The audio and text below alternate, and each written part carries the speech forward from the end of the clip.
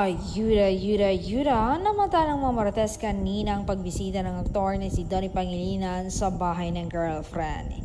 Isang araw kasi silang hindi nagkita dahil sa pareho silang nagpahinga dahil sa dire-diretsong ganap nila in life. At ayon pa sa source, nagpaluto daw ang aktor ng mga comfort food nila ni Val na kanilang sabay pinagsaluhan sa bahay ng dalaga. Ay, napaka-sweet. Bongga.